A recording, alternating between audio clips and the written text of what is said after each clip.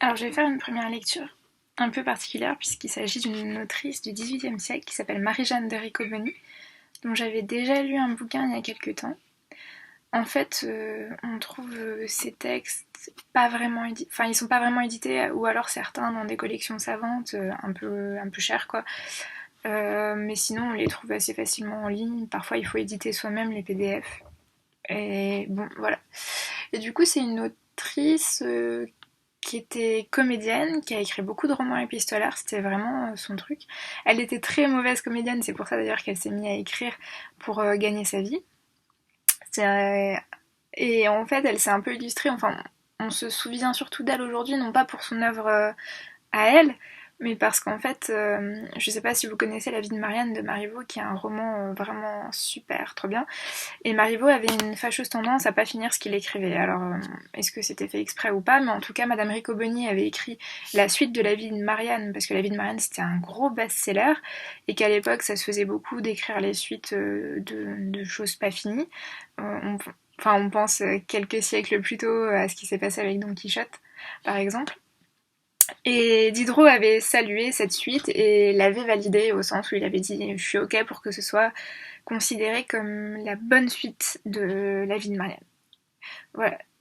Mais du coup, à part ça, Madame Riccoboni, elle a son œuvre en propre. Et ce que je trouve assez intéressant, bon, c'est peut-être pas aussi bien que pour le coup que Marivaux, même si on est un peu dans les mêmes parages, c'est souvent des romans sentimentaux, d'aventure, avec mille et un rebondissements, des histoires imbriquées les unes dans les autres. Bref, c'est vraiment du roman du XVIIIe siècle. Mais ce qui est assez intéressant, c'est que elle montre assez subtilement, enfin, elle construit des personnages féminins. Elle montre assez subtilement la manière dont ces personnages féminins sont amenés à fauter par des conditionnements sociaux qui sont mal construits, qui sont en leur défaveur. Et évidemment, pour l'époque, c'est assez original. En fait, c'est même très féministe. Et ce qui m'avait touchée aussi dans le premier roman que j'avais lu, c'est qu'il y avait des belles pages de sororité avec des femmes qui se venaient en aide les unes avec les autres.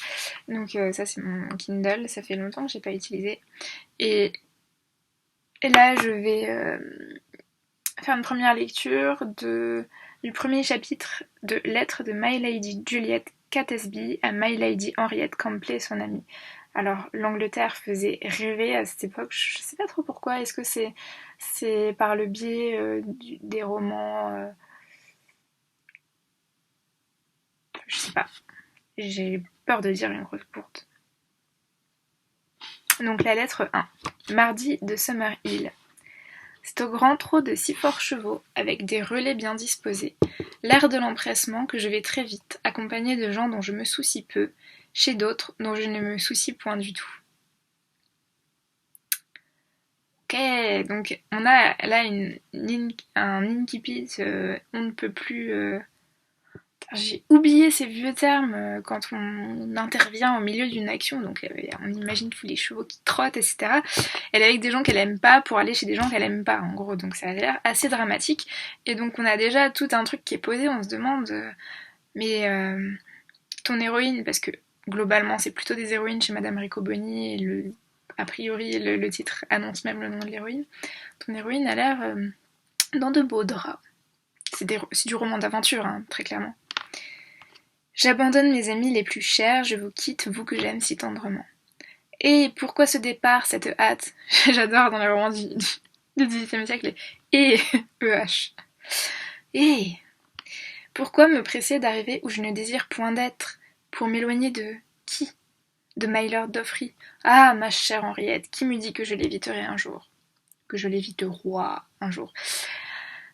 Toute cette avalanche de questions rhétoriques pour mimer le sentiment. C'est très triste tout. N'est-ce pas le même objet dont la privation forcée a pensé me coûter la vie, qui pendant 2 ans fut toujours présent à mon idée, que tout me retraçait et que rien n'a pu me faire oublier? L'invention de l'amour romantique. Je fis donc, pour ne pas rencontrer ces yeux que j'ai cherchés avec tant de plaisir, où mon destin me semblait écrit, dont les regards réglaient autrefois tous les mouvements de mon âme. Étrange changement. Donc là, on est à mi-chemin entre le roman psychologique, le roman d'amour. On va bien s'amuser. Comment des effets si différents peuvent-ils provenir d'une même cause? Mon Dieu, que j'ai été surprise de le voir, que son air triste, que ce grand deuil m'a frappé, qu'il était bien, que sa femme a dû regretter la vie. Élément dramatique, coup de théâtre. Visiblement, il était marié et pas avec elle, et en plus sa femme est morte. Tout est catastrophique. Qu'en me retirant, j'ai eu de peine à ne pas tourner la tête. Dans quel état cette vue? Alors là, toutes les phrases se terminent par un point d'exclamation et 3 points de suspension. Mais concevez-vous qu'il ait osé se présenter à ma porte, insister pour me voir, m'écrire, imaginer que j'ouvrirais ses lettres? En vérité, cet homme est audacieux. Et ne le sont-ils pas tous? Un peu de misandrie, ça fait jamais de mal. N'en parlons plus. Ah, n'en parlons jamais. Les hommes, ces connards. Je suis encore étonnée de ma démarche. Je me dis à chaque instant que j'ai bien fait.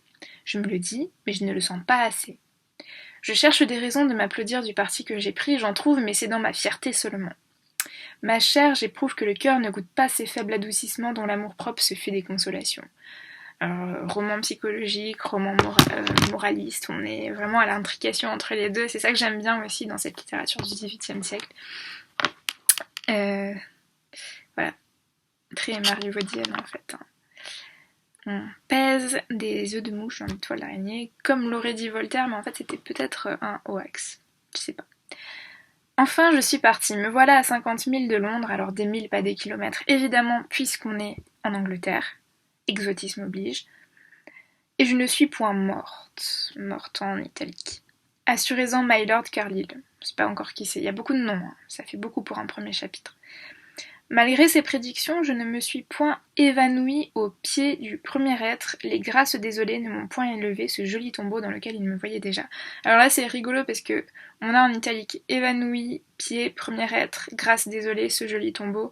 On voit qu'elle cite en fait ce monsieur Carlyle en fait en se foutant de sa gueule parce qu'il la prend pour une faible chose et en fait elle est beaucoup plus solide qu'il ne croit. Donc ici il y a une citation assez subtile qui permet de rire avec connivence de cet homme.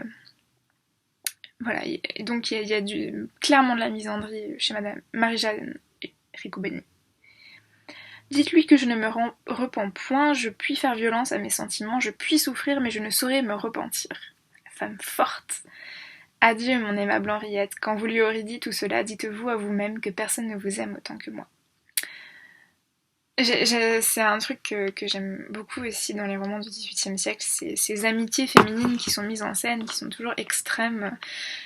Là, je pense à un autre modèle, bon là on est au XIXe siècle, mais dans les mémoires de deux jeunes mariés de Balzac, qui est aussi un roman épistolaire entre deux jeunes femmes qui vont choisir deux destins contradictoires, deux destins amoureux contradictoires. L'une, la famille, l'honorabilité, les enfants, etc. Et l'autre, l'amour-passion. Et on voit comment les deux se confrontent. Ce qui est intéressant avec le roman épistolaire, c'est qu'il n'y a pas de résolution.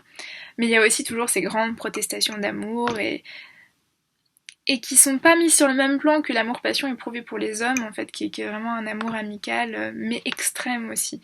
Enfin, de manière générale, la littérature du XVIIIe siècle, et notamment la littérature de Madame Riccoboni, c'est une littérature où les sentiments sont tous décuplés. On a l'impression que les gens passent leur temps à s'évanouir, à manquer mourir de tristesse et de joie, et c'est assez incroyable. Alors, je sais pas si je vous ai donné envie. Moi, je trouve que ça se lit vraiment. Enfin, c'est vraiment. Enfin, en fait, je dis ça, je dis que je regarde pas de comédie sentimentale, mais j'imagine que c'est un peu la même chose. Tout est excessif, il y a des grandes passions, ça bouge dans tous les sens, et en même temps, c'est super intelligent et c'est féministe.